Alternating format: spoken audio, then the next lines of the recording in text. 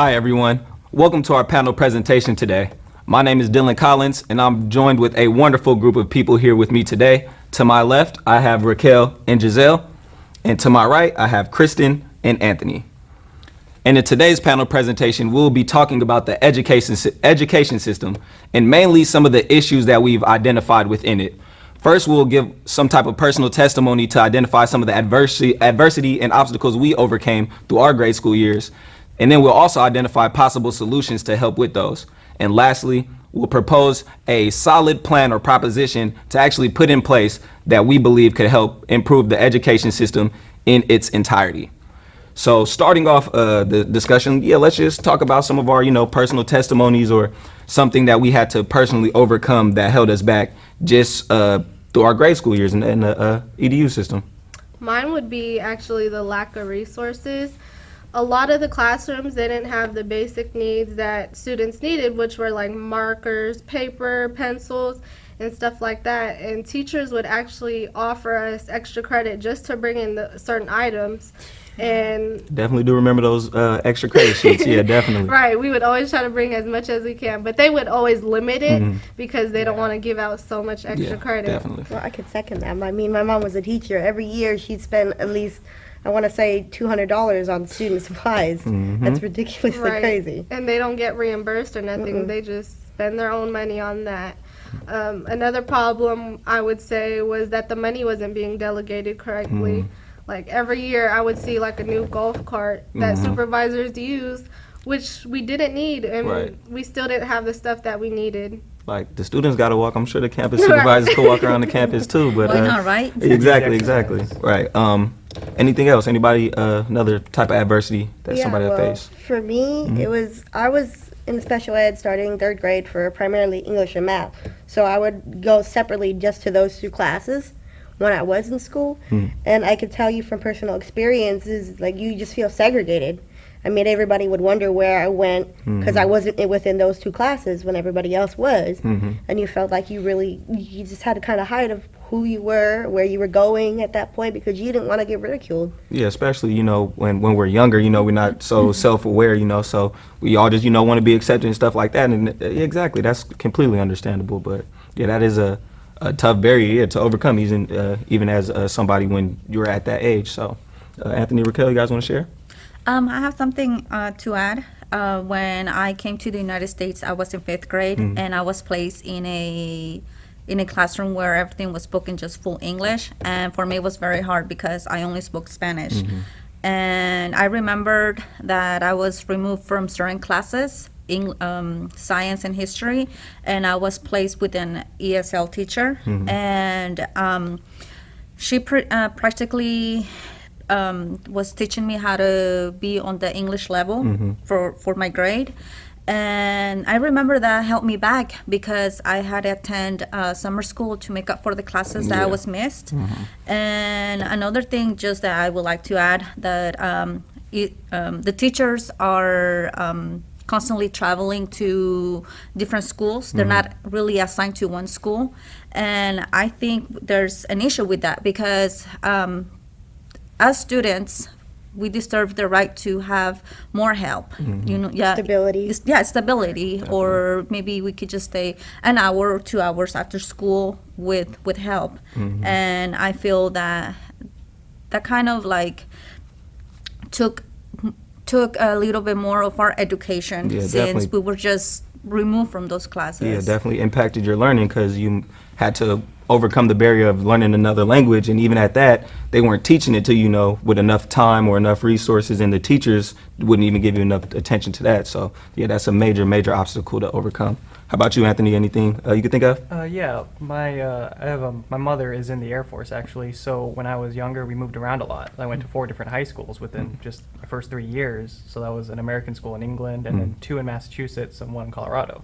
And the curriculums are very different, and you might expect that between states and a country. Yeah, definitely. But even here, I have a cousin that goes to high school right now, and he tells me that he moved between 2 schools, and even in the same district, they are very different in the style of teaching and the order that things are taught in. They have the same curriculum, but the teachers don't teach it the same way, and they might skip over chapters in the books that others don't, and they kind of expect you to be there all 4 years, but if you haven't been, then Yeah. you're on a different track from everyone else, and you have to play catch up or figure out how the system works. Yeah, definitely, or even get held back, like in Raquel's case, because like you said, you have been exposed to that type of education, but maybe just not in the same way. So it causes a detriment or another obstacle for you to overcome. Yeah. So now that you guys shared some of those problems that you guys have faced personally, I'm pretty sure you could look back on them and think how they can be improved or maybe a possible solution. So any solutions come off the top of your guys' head?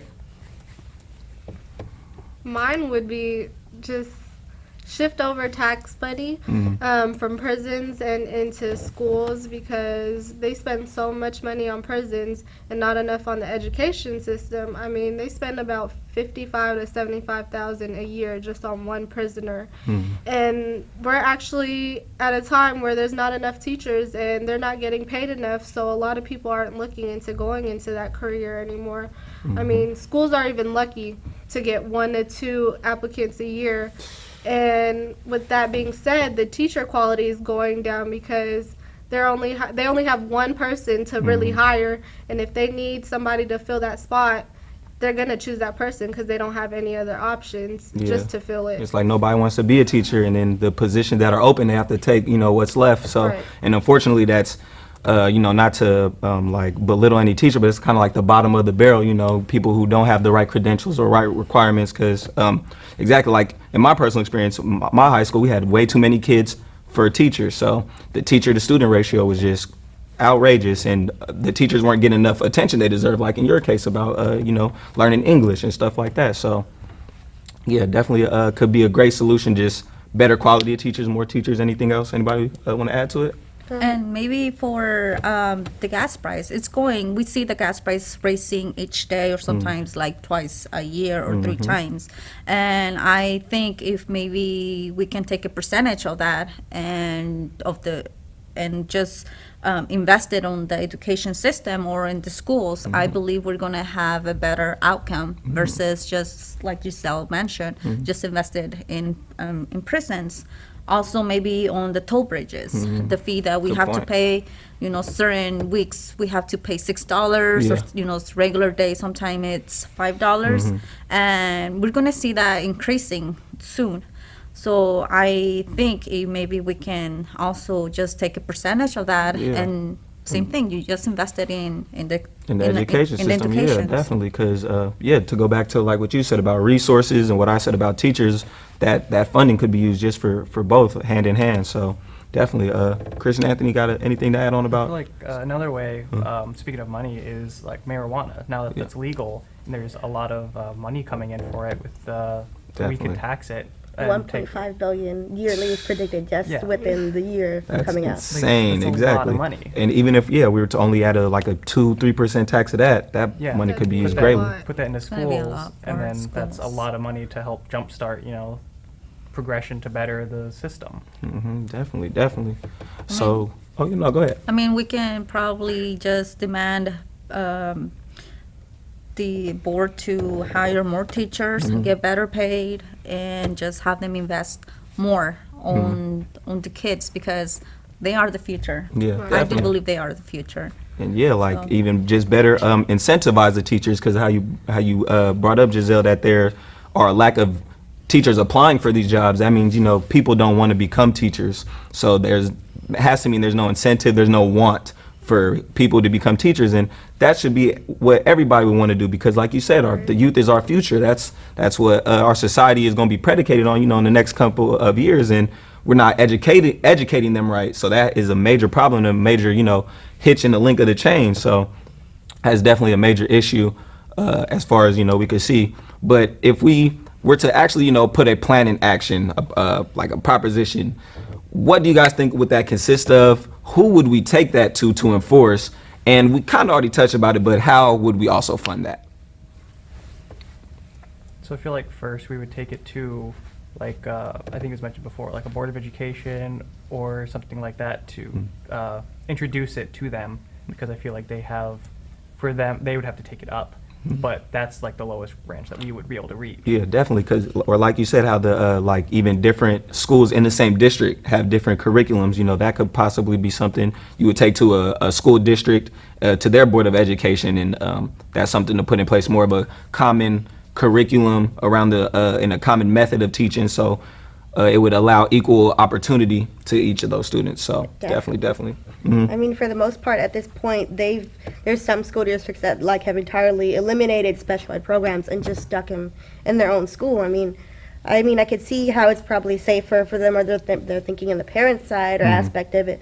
But as a student, you take them and you put them in a segregated school. By the time they graduate and they get out, they're going to be in a reality check, and they're not going to know how to interact with normal people by just sticking them in one campus. I think with that, we could raise that matter up to the boards and let them know, like, I mean, I know this is probably easier for you to get it all into one place, but it's not going to help them realistically. I mean, within over a 10-year span, we have 144% more students getting like diagnosed with disabilities. I mean, it's safe to say that they're not going to go declining anytime soon, and the best thing we can do is to assimilate them into regular culture, not to segregate them off into individual issues. Definitely, because like you just spoke to, you don't want them to get into the real world and have that culture shock. So yeah, it'll be best to integrate those cultures, you know, as early as possible, as soon as possible, to, you know, just get everybody comfortable. So yeah, definitely, that is a great solution that, you know, we can also put in place. Or Giselle, what about you? Maybe anything off the top of your head? You were talking about resources, maybe better ways to delegate them, like how they could be used, you know, in certain different ways. I was saying basically to have somebody, like one person in charge at each school to actually handle all the funds, because it's not being delegated correctly right now. Just have one person in charge to handle all of that, just to make sure that all the basic needs for like classrooms, and they're getting all of that. Definitely. And along with Kristen, those special needs students, I had like a couple in my classes, like they would just place them there, and I feel like they do much better. Like they actually learn, and they just need like an aid to help, and it'll just make them feel like they're better. Like I feel like they're a part of the they're world. more comfortable, right? They're a part of it, and they're not segregated, like you said. Or kind of even in Raquel's case, you had to get taken out of class just to learn, you know, a completely new language, when they could have had just a teacher assistant to, you know, come into your classroom while you were learning, while the English teacher was, you know, English speaking teacher was, you know, teaching the entire class. Just have another person come in and coach you or shadow you and help you throughout the process, instead of segregating you, you know, kind of like how they did special needs people. But yeah, that's perfect. Yeah, that would be awesome. And as far as funding, we could go back into the funding and other things that we could use to implement this, because of course resources seems like, you know, one of the big deals, and for resources we got to have money to spend. So other ways, like you guys said, toll bridge, maybe the marijuana tax. How do you guys think that money could be better used? Well, just like better delegation, you know, like they need to learn how to spend the money better, you know, so more for the kids. The schools are about helping the students and building the future, but it seems like a lot of it isn't being spent on that. Like it's being spent on, you know, I don't want to say useless things, but things that they don't really need. Yeah. So I feel like, you know, better books or just better facilities to house, like you had an issue with too many students. Yeah. So more facilities to house more students. Yeah, literally, like more space, and I think we all could agree, like more teachers, a better quality of teachers. So that's where a lot of the focal point of that money could be used, just to ensure that the teachers are incentivized, want to teach, and are there for teaching, and not just to be there for tenure, which is a big problem in our education system, because a lot of teachers are at these schools just for tenure, and that's what they're in it for. They just want the long-term contract. So a better incentive for, you know, short-term contracts for teachers, and that will incentivize them to impact their lives on their students a lot more. So I just want to thank you guys for our presentation today, and thank you everybody for tuning in and watching us. We'll see you guys next time here at Solano College.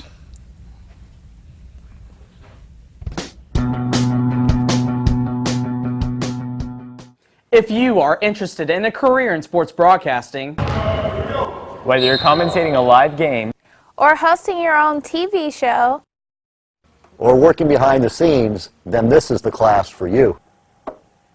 For more information, contact Greg Poff, that's me, at solano.edu. We hope to see you here next semester, and remember, It's more than just sports, it's an education.